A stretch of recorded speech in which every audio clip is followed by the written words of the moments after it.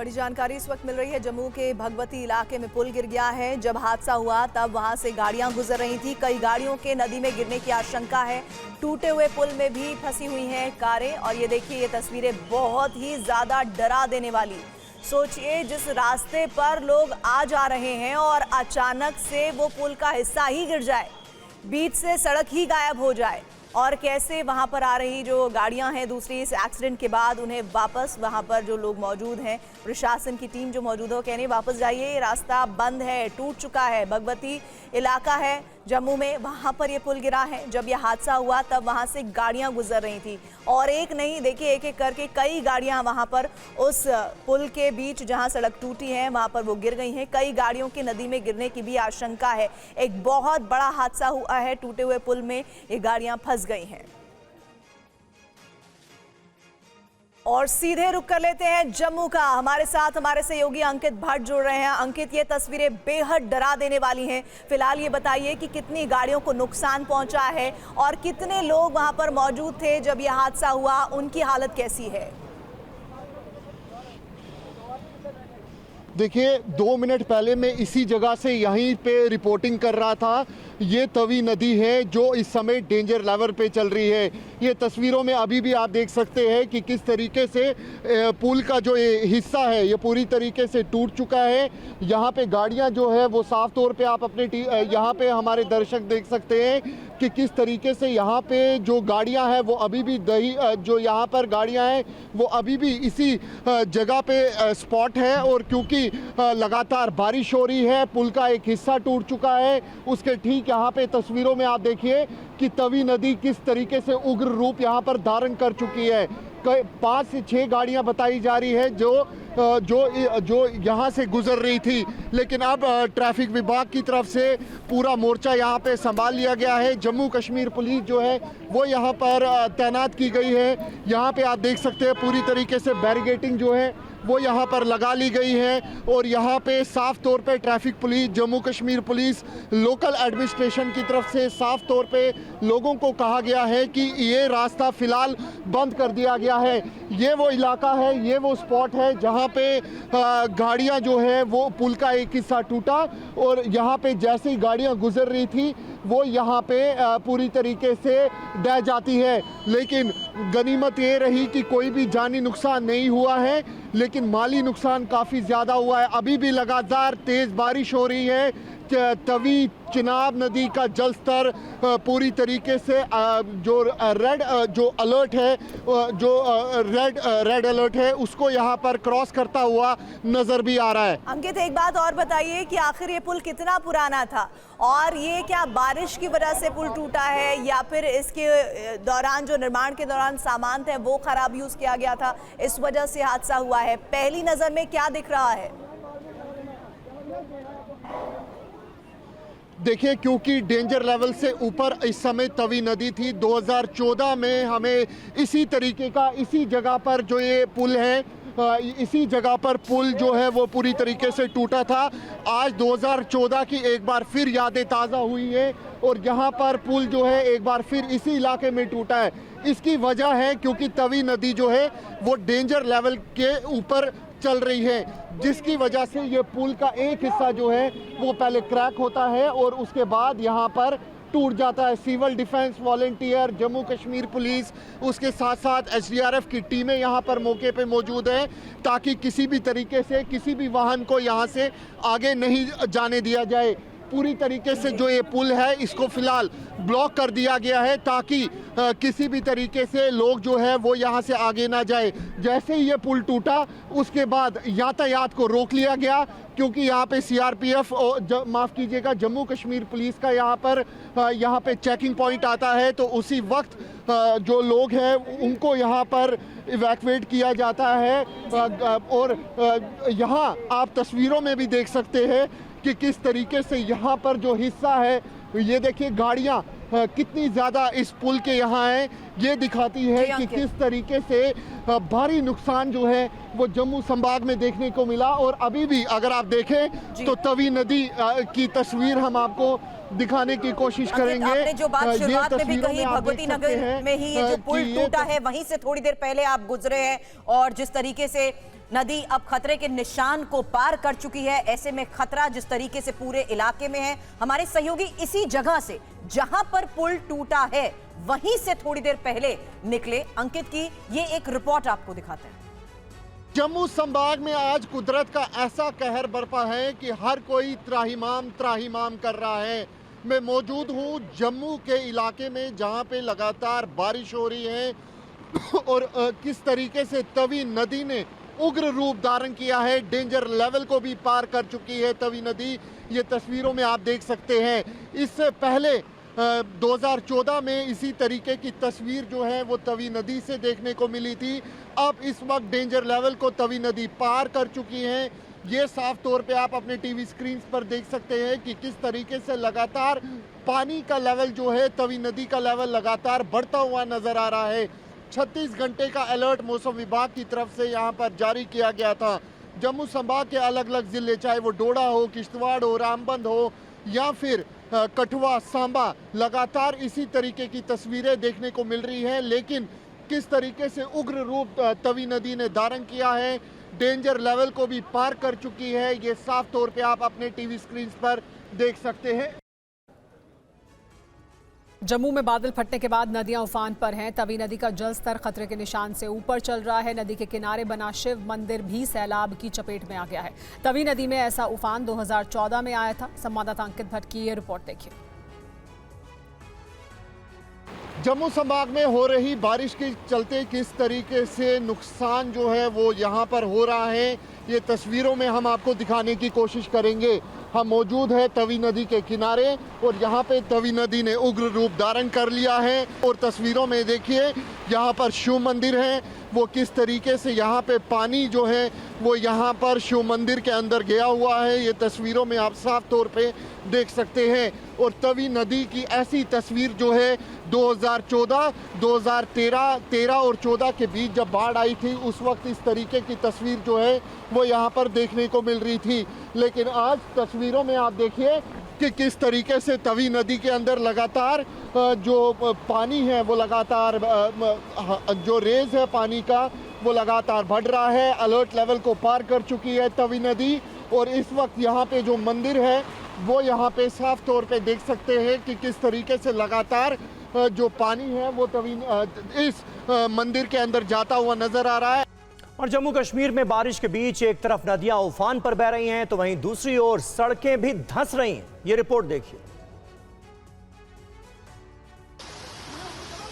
बाढ़ बारिश के चलते पहाड़ी इलाकों से हादसों की इस तरह की तस्वीरें लगातार सामने आ रही हैं। देखिए कैसे जल भराव की चपेट में आकर एक कार का आगे का हिस्सा पानी में धंस गया और कार का पीछे का हिस्सा ऊपर की ओर उठ गया। इस बीच कार में एक शख्स बैठा दिख रहा है। कुछ लोग आगे से कार उठाने की कोशिश करते हैं तो कुछ लोग पीछे से कार को जमीन पर नीचे लाने की कोशिश करते हैं, लेकिन कामयाब नहीं हो पाते। अगला वीडियो जम्मू के सांबा का है, जहां नदी नाले उफान पर। देखिए कैसे नदी का पानी पुल पर आ गया, जिसके बाद इस मार्ग पर आवाजाही थम गई। पुल पर पानी आ जाने की वजह से लोग आवाजाही की हिम्मत नहीं कर पा रहे हैं। सांबा में बारिश के बीच एक हादसा भी हो गया। यहाँ एक ट्रक सड़क किनारे चल रहा था, तभी अचानक सड़क धंस गई और ट्रक लुढ़क कर खाई में जा गिरा। हादसे में ड्राइवर घायल हो गया। लगातार बारिश की वजह से जम्मू कश्मीर में सड़कों के धंसने की खबरें सामने आ रही हैं। जम्मू डिवीजन के कई जिलों में कल देर रात से रुक रुक कर बारिश हो रही है, जिसकी वजह से अलग अलग जगहों से हादसे की खबरें मिली हैं। बारिश के साथ लैंडस्लाइड का भी अलर्ट जारी किया गया है। और जम्मू में भी तेज बारिश की वजह से बाढ़ के हालात बने हुए हैं। नदियों का जलस्तर खतरे के निशान से ऊपर है, जिससे निचले इलाकों में जल भराव की आशंका और बढ़ गई है।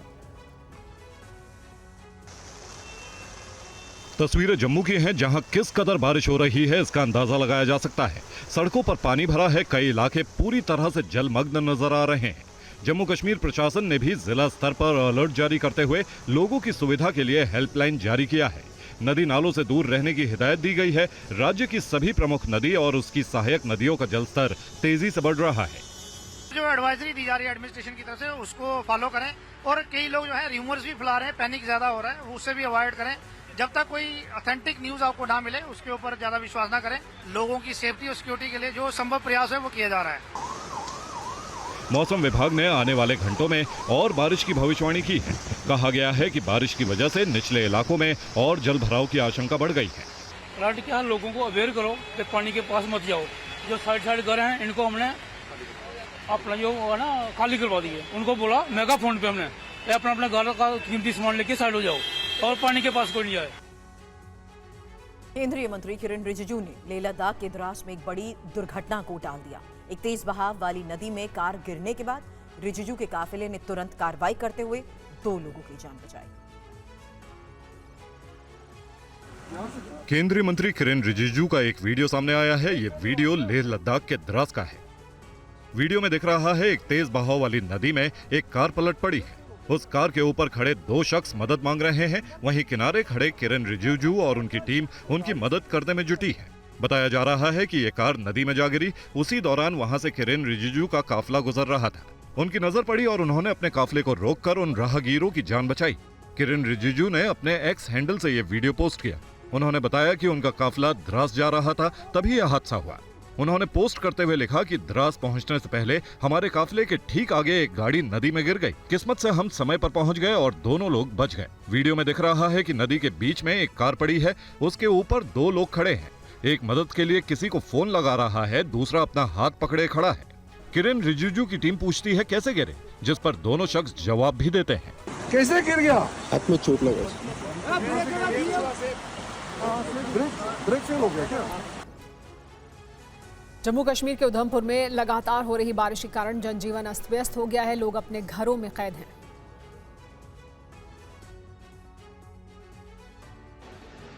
बेहिसाब बारिश ने शहर की सूरत बिगाड़ दी है। हर तरफ पानी का कब्जा है।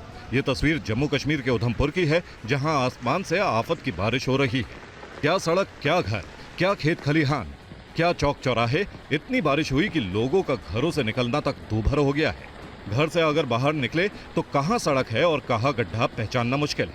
बारिश के पानी ने दरिया की शक्ल ले ली है। उधमपुर के सतानी इलाके का सबसे बुरा हाल है। पूरा इलाका बाढ़ की चपेट में है। सड़क पर इतना पानी भरा है कि लोग घरों में कैद हो गए हैं। जनजीवन पूरी तरह अस्त व्यस्त हो गया है। अब इस गली का हाल देखिए। सड़क पर 2 फीट तक पानी जमा है और लोग जान हथेली पर लेकर आवाजाही करने को मजबूर है। जरा सी चूक किसी बड़े हादसे को दावत दे सकती है। अब बाजार का हाल भी देख लीजिए। यहाँ समंदर जैसा नजारा है। पानी का हाहाकारी स्वरूप डराने वाला है। दुकानों में बारिश के पानी ने दस्तक दे दी है, जिससे कारोबार पूरी तरह ठप हो गया है। वहीं मौसम विभाग ने जम्मू कश्मीर के कई जिलों में बारिश का अलर्ट जारी किया है। और राजस्थान के सवाई माधोपुर में सुरवाल डैम ओवरफ्लो हो गया है। पानी का बहाव भी यहाँ काफी तेज है। TV9 संवाददाता जितेंद्र भाटी ने बांध के ओवरफ्लो होने का जायजा लिया। ये रिपोर्ट देखिए। इस वक्त हम मौजूद हैं सुरवाल डैम के अंदर और आपको दिखाएं कि किस तरीके से ये डैम ओवरफ्लो हो रहा है। राजेश, जरा तस्वीरें दिखाइए। वहां पर आप देख पाएंगे कि जो पूरा डैम है ये इस वक्त ओवरफ्लो हो रहा है। उसकी वजह यही है जिस तरह से मूसलाधार बारिश जो है वो पड़ी थी। राजस्थान के कई जिले बाढ़ग्रस्त इलाके जो हैं पूरी तरीके से बाढ़ग्रस्त हुए। और अभी भी आप देखेंगे भले ही बारिश जो है वो पिछले 24 घंटे से तेज बारिश ना हुई हो, लेकिन उसके बावजूद अभी भी हम देख रहे हैं कि जो डैम है ये ओवरफ्लो चल रहा है। और यहाँ पर इस डैम के बारे में बात भी करूँगा। यहाँ पर कर्मचारी काम करते, क्या नाम है आपका? कब से आप काम कर रहे हैं? मैं साहब 20-25 साल। इस तरह से ओवरफ्लो हुआ है डैम? पहले इतना नहीं हुआ था, ये सो है इतना नहीं हुआ। इस साल 4 फीट 4 इंच। तो देखिए डैम ओवरफ्लो हो रहा है और क्योंकि इसके पीछे वजह ये बताई जा रही है कि बारिश इतनी ज़्यादा हुई है कि उसका दबाव ये डैम झेल नहीं पा रहा है और शहर की तरफ पानी भर गया है। डैम का जायजा लेने के बाद TV9 संवाददाता जितेंद्र भाटी ने नदी किनारों का भी जायजा लिया, जहां लोगों के खेत भी अब डूबने लगे हैं और बांध के ओवरफ्लो होने से बाढ़ का खतरा भी मंडराने लगा है। राजस्थान के सवाई माधोपुर में इस वक्त बाढ़ जैसे हालात हैं। शहरों में पानी घुस गया है तो गांवों में खेतों में खड्डे हो गए हैं। उसकी वजह क्या है आपको दिखाएं। ये सुरवाल डैम है, यहाँ का आपको तस्वीरें दिखाएं तो सैकड़ों एकड़ ज़मीन में फैला हुआ है अब हुआ क्या, जब लगातार यहाँ बारिश पड़ी तो उसके बाद में ये जो डैम है सामने दिखाई है राजेश, ये यहाँ पर ओवरफ्लो हो गया है, जिसकी वजह से जो फ्लो देखिए पानी का, आसपास के जो तमाम इलाके हैं, गांव हैं, उनमें पानी भर गया है। और जड़ावता गांव में तो 60 से 70 फीट गहरी खाई जो है वो वहां पर बन गई है पानी के वेग से, और एक तरीके से जैसे नियाग्रा फॉल होता है उस तरीके का वहां पर बन चुका है। भले ही पानी की जो मात्रा वो घटी है क्योंकि बारिश नहीं हुई है, लेकिन अभी भी आप देखेंगे तो इस फ्लो को आप देखिए कितना ज़्यादा तीव्र गति का फ्लो है। तो भले ही पानी कम हुआ हो, लेकिन स्थिति अभी भी बहुत ज़्यादा अच्छी नहीं है।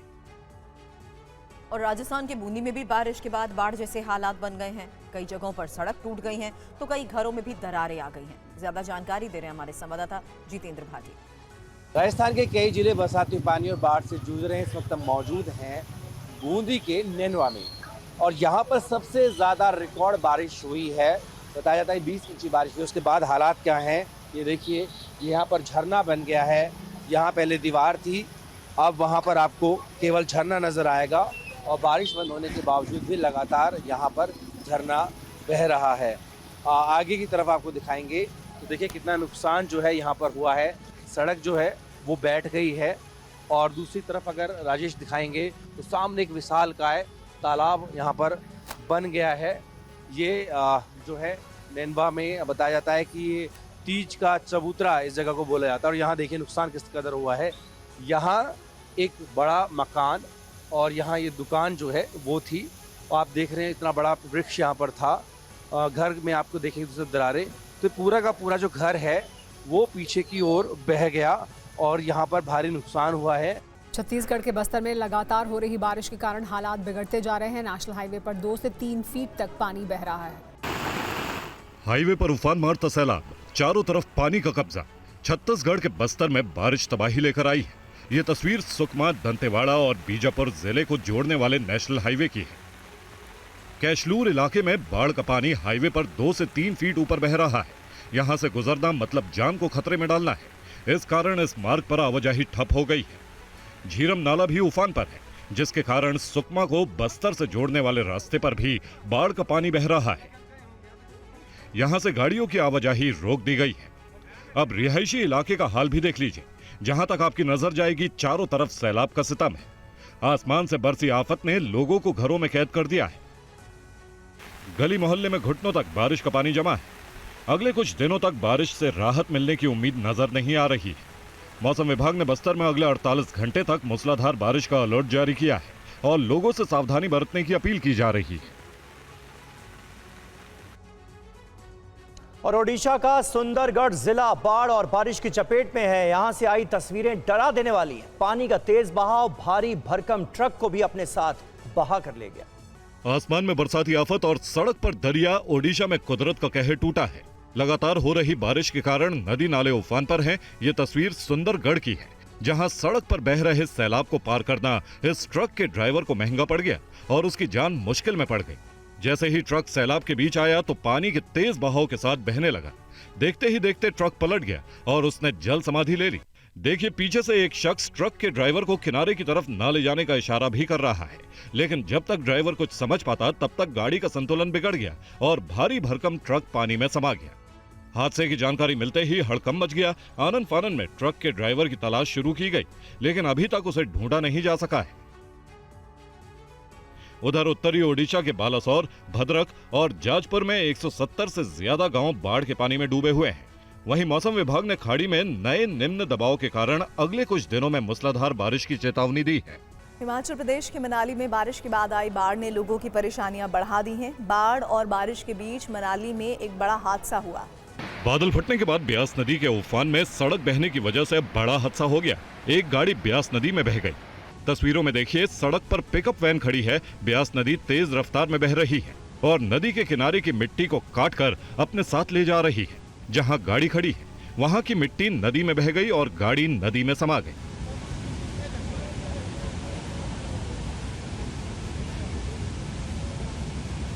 नदी में गाड़ी गिरने के चंद सेकंड बाद गाड़ी ब्यास नदी में विलीन हो गई। देखिए, नदी में गिरने के साथ ही गाड़ी बह गई। नदी के रौद्र रूप ने सभी को दहशत में डाल दिया है। गनीमत रही कि समय रहते गाड़ी का ड्राइवर बाहर निकल गया और वो सुरक्षित बच गया। ब्यास नदी में 4 लेन और हाईवे बह गया है। इस कारण मनाली का दूसरे इलाकों से संपर्क पूरी तरह से कट चुका है। हजारों पर्यटक मनाली में फंस गए हैं। पर्यटक होटलों में कैद हैं। इन सब के बीच नदी किनारे के होटलों को खाली कर दिया गया है। और जर्मनी की पत्रिका FAZ के हवाले से एक बड़ी खबर सामने आई है। टैरिफ विवाद के बीच ट्रंप ने पीएम मोदी को फोन किया था। ट्रंप ने पीएम मोदी से 4 बार फोन पर बात करने की कोशिश की। पीएम मोदी ने ट्रंप से लेकिन बात नहीं की, ये कहा गया है इस जर्मन न्यूज एजेंसी द्वारा।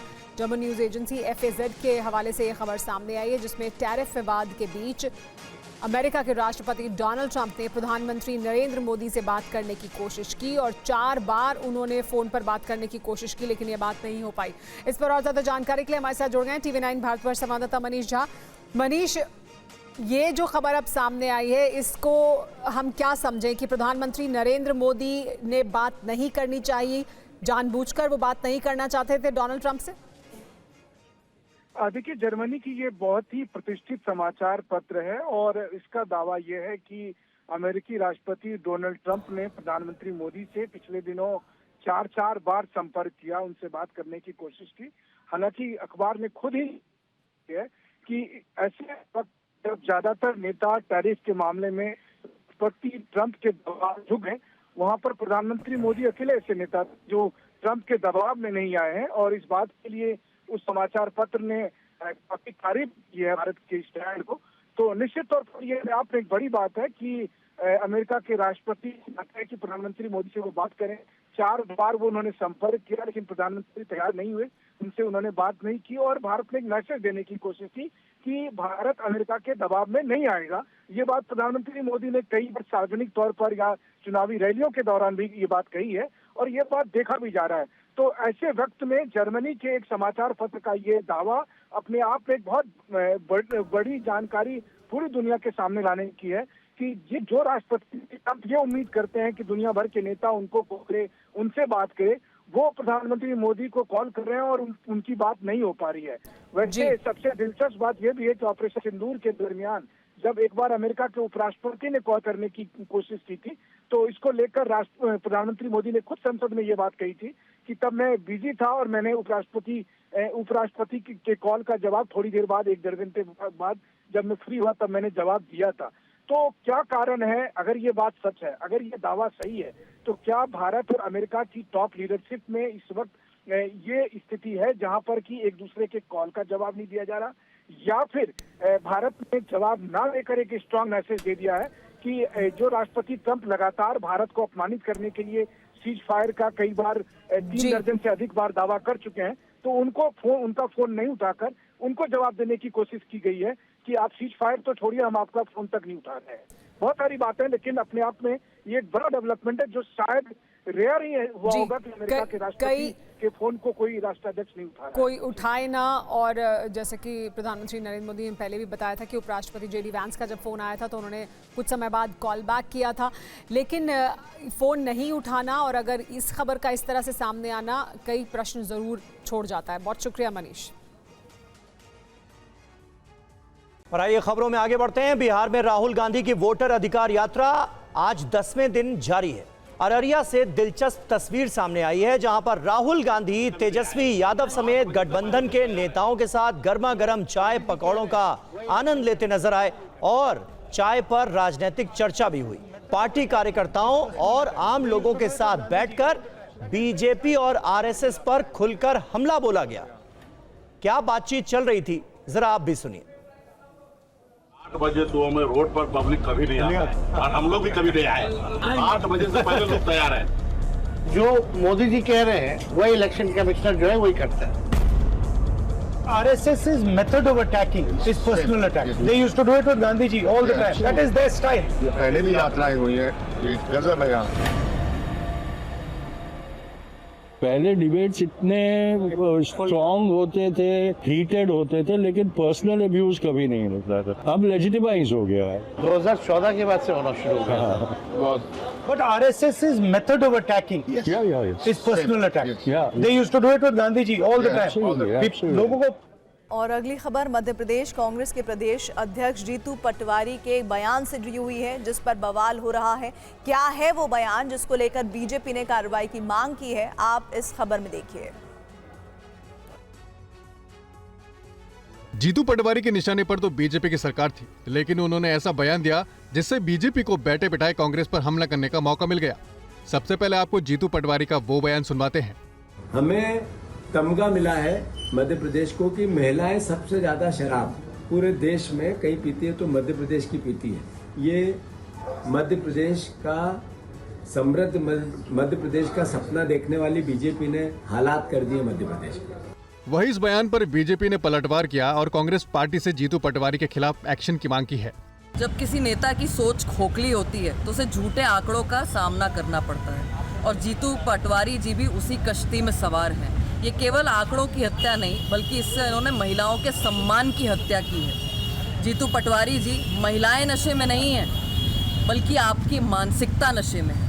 कांग्रेस अब बैकफुट पर नजर आ रही है तो वहीं बीजेपी जीतू पटवारी के बयान पर कांग्रेस को घेरने में जुटी है।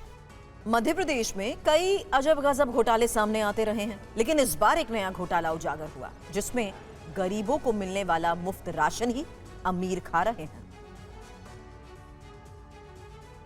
मध्य प्रदेश के सीहोर में केवाईसी जांच के दौरान अमीर परिवार गरीबों का राशन लेते पकड़े गए। इनमें कंपनी मालिक, टैक्स पेयर और करोड़ों के कारोबार करने वाले भी शामिल हैं। खाद्य विभाग ने नोटिस जारी किए हैं और नाम पोर्टल से हटाने की तैयारी शुरू कर दी है। हैरान करने वाली बात यह है कि जीएसटी और इनकम टैक्स भरने वाले 6 लाख से ज्यादा लोग सरकार को चूना लगा रहे हैं। ऐसे कोई भी बीपीएल कार्ड धारी होंगे तो उन पर कार्रवाई होगी, उनके बीपीएल कार्ड निरस्त किए जाएंगे, क्योंकि बीपीएल की आहारता जो रखते हैं उन्हीं को कार्ड के रखना चाहिए। वही मामले पर कांग्रेस ने सरकार को घेरा है और इसे साजिश करार दिया है। ये सरकार राशन हम देते हैं, सरकारी आपको मोदी जी देते हैं, अब उसको काटने के बहाने ढूंढेंगे। ये सकारात्मक प्रोग्रेसिव सोच के साथ प्रदेश का विकास कैसे हो, इस पर इस सरकार का विजन ही नहीं, केवल डिस्ट्रक्शन कैसे हो उस पर इस सरकार का विजन है। उसी का एक मामला है कि जो इनकम टैक्स धारक, बीपीएल धारक, ये तो रोजमर्रा का काम है। मुंबई के गिरगांव में गणेश उत्सव के लिए क्या खास तैयारियां की गई हैं, ये भी देखिए। इस वक्त हम मौजूद है मुंबई के गिरगांव चा महाराजा के मंडल में। जब आप देखिए इस वक्त तस्वीरें कि भगवान शिगड़े जगन्नाथपुरी, जो उड़ीसा के विख्यात जहां पर पूजा की जाती है, जो कृष्ण और बलराम की बहन भी मानी जाती है, कृष्ण बलराम वहां पर आते थे, उसी थीम पर आप भगवान श्री गणेश की प्रतिमा को देखिए। कितनी खूबसूरत सी मूर्ति जो है आपको देखने को मिलेगी। भगवान श्री गणेश का एक अनोखा रूप जो है वो देखने को मिलेगा। और मुंबई माया नगरी भगवान श्री गणेश की अलग अलग तरीके से पूजा करने के लिए भी जानी जाती है, अलग अलग थीम देखने को मिलता है। और ये आप जो इस वक्त गिरगांव चा महाराजा, गिरगांव यानी वो इलाका जहां पर देश के पहले सार्वजनिक गणेश पंडाल की शुरुआत हुई थी, बाल गंगाधर लोकमान्य तिलक ने 1893 में इसी इलाके से की थी। और इस इलाके की बात करें तो सबसे ज़्यादा जो मूर्तियां हैं अच्छी यहाँ पर आपको देखने को मिलेगी। अलग अलग प्रतिमाएं देखने को मिलती है, अलग अलग थीम देखने को मिलती है। भगवान श्री गणेश की पूजा मुंबई और महाराष्ट्र में जिस तरीके से होते शायद हिंदुस्तान के किसी कोने में होते, क्योंकि ये महाराष्ट्र का सबसे बड़ा पर्व है। लोग घरों से बाहर निकलते हैं, घरों में बप्पा को मारते हैं, चाहे गरीबों का झोपड़ा हो या अमीरों का मकान हो। और भारतीय अर्थव्यवस्था की मजबूती का एक उदाहरण ऑफिस के लिए बढ़ती जगह की मांग है। देसी विदेशी तमाम कंपनियां भारत में दफ्तर खोलने के लिए जगह की तलाश कर रही हैं। ये रिपोर्ट देखिए। देश में कारोबार के लिए बढ़िया माहौल और सरकार के लगातार रिफॉर्म का नतीजा है कि स्वदेशी स्टार्टअप्स के अलावा विदेशी कंपनियां भी भारत में ऑफिस खोलने के लिए जगह की तलाश में हैं। रियल एस्टेट फर्म एनारॉक की रिपोर्ट के मुताबिक 2025 की पहली छमाही में ऑफिस स्पेस की मांग में करीब 40% का उछाल आया है। जीसीसी यानी ग्लोबल कैपेबिलिटी सेंटर के कारण भारत में ऑफिस स्पेस की मांग में तेजी आई है। देश के 7 बड़े शहरों में 2025 के शुरुआती 6 महीनों में ऑफिस के लिए 26.8 मिलियन वर्ग फीट की लीज हुई। 2024 के शुरुआती 6 महीनों में यह आंकड़ा 19.08 मिलियन वर्ग फीट था। सबसे ज्यादा मांग बेंगलुरु में रही, जहां 5.45 मिलियन वर्ग फीट, एनसीआर में 2.81 मिलियन वर्ग फीट, हैदराबाद में 1.93 मिलियन वर्ग फीट और चेन्नई में 0.95 मिलियन वर्ग फीट ऑफिस स्पेस की लीज हुई। इस दौरान किराए में करीब 4% की वृद्धि हुई है। ऑफिस स्पेस लेने वालों में सबसे आगे आईटीईएस सेक्टर रहा, जिसका मार्केट शेयर 29% रहा। मार्केट के फंडामेंटल मजबूत बने हुए हैं। ग्लोबल कैपेबिलिटी सेंटर के कारण 2025 में इस ग्रोथ के बने रहने की संभावना है।